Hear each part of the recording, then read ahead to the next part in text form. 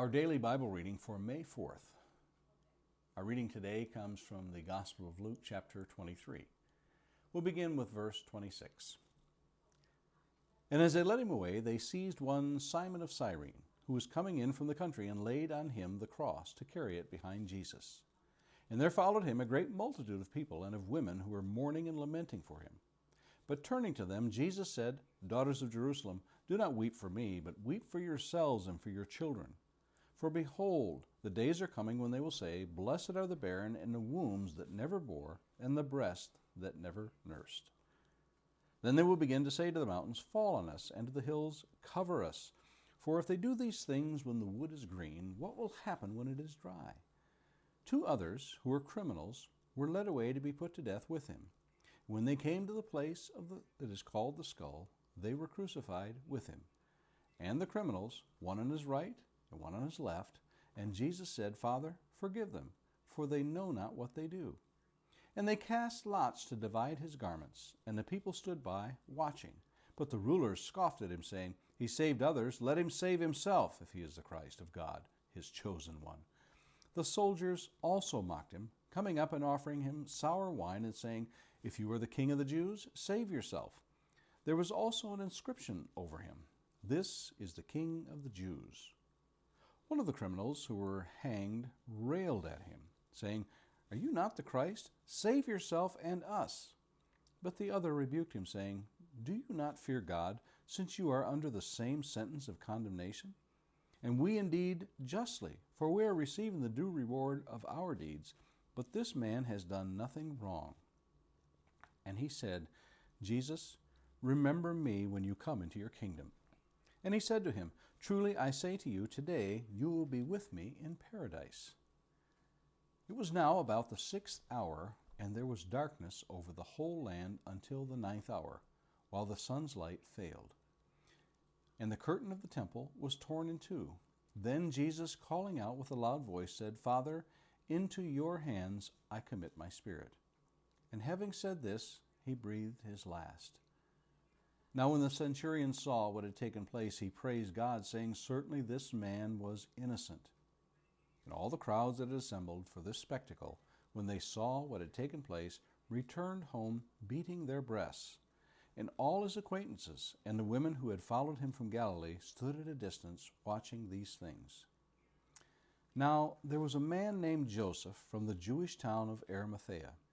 He was a member of the council, a good and righteous man, who had not consented to their decision and action, and he was looking for the kingdom of God. This man went to Pilate and asked for the body of Jesus. Then he took it down and wrapped it in a linen shroud and laid him in a tomb cut in stone, where no one has ever yet been laid. It was the day of preparation, and the Sabbath was beginning. The women who had come with him from Galilee followed and saw the tomb and how his body was laid.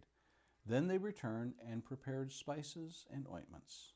On the Sabbath day they rested according to the commandment. Our thoughts for today.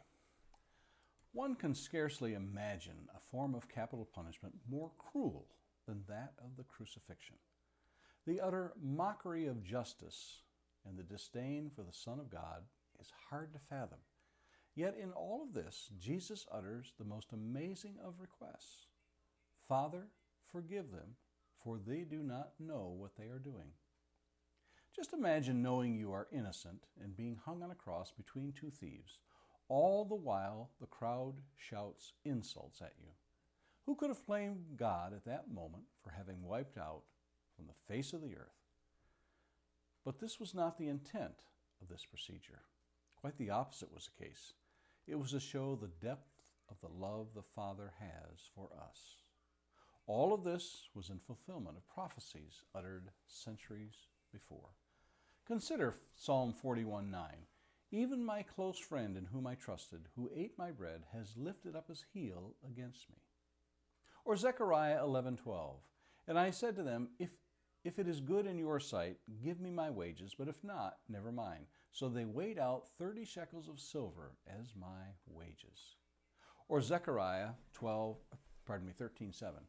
Awake, O sword, against my shepherd. and against the man my associate, declares the Lord of hosts. Strike the shepherd, that the sheep may be scattered, and I will turn my hand against the little ones. And consider Psalm 35 and various verses within that. Malicious witnesses rise up. They ask me of things that I do not know.